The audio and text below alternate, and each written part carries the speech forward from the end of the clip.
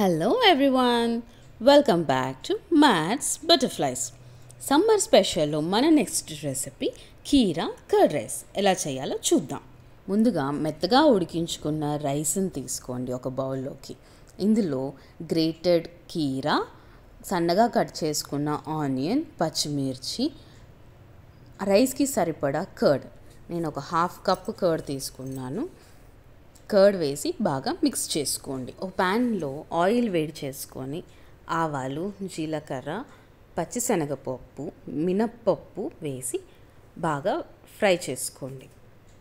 ఇందులో ఒక 2 ఎండుమిర్చి, కొద్దిగా కరివేపాకు వేసి దోరగా వేపుకోండి. ఇందులో కొంచెం ఇంగువ కూడా వేసి ఫ్రై చేసుకోండి. ఇవి బాగా ఫ్రై అయ్యాక కర్డ్ రైస్లో వేసేసి బాగా కలిపేసేయండి.